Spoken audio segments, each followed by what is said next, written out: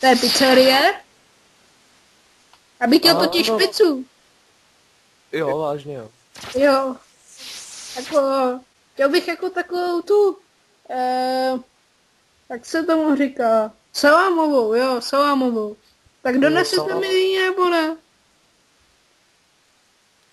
Ale tady na to fakt nemám náladu na tu vaši pizzu.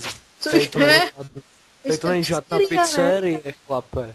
Vy jste pizzeria, ne? Tak já chci pizzu, ale mi ji přivezte domů, ne? Z mojí adresu snad znáte.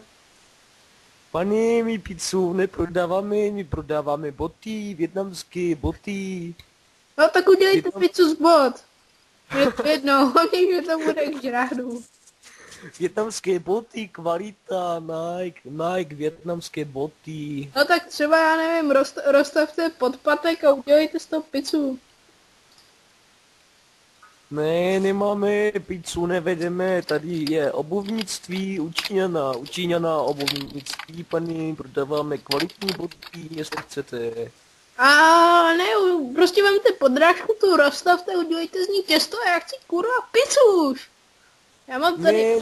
Ne, žádné tavení nebude, pane, přijďte si koupit boty, kvalita, týta 50, 100 šťoulalů, pane.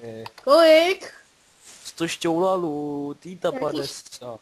Jaký 100 šťouralů, já se vám v zadku šťourat 100krát nebudu. 100 šťoulalů? To jste se posral, ne?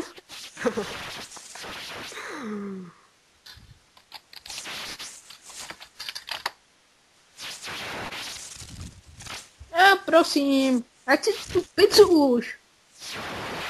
Ale pizza nebude, já nikdy nebyla, já na vás zavolám vietnamskou jakuzu na vás zavolám a řekneme vám, hele tady. Jakuza je v Japonsku, ty idiote. A tady máme vietnamskou jakuzu, ty jo, na milu 100 000. To?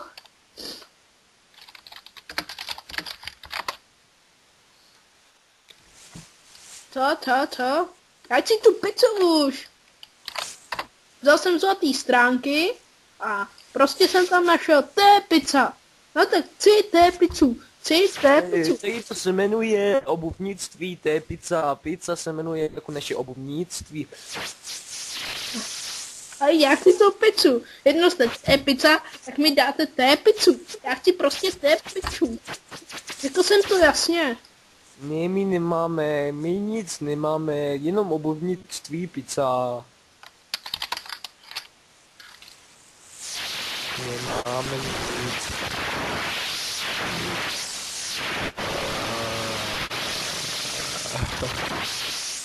A to je za čo? To jsou také hustý pištole, to někde pálce. A to ještě máš sem? Ale paní, takže chcete něco slyšet? Ano, opravdu chcete slyšet? Jo. Ano. Chcete něco slyšet? Tak Jo. sleduj. Ti, pustí můj rap, ty. Kde to je? Tady. Jdu na tebe, jdu si koupit pizzu.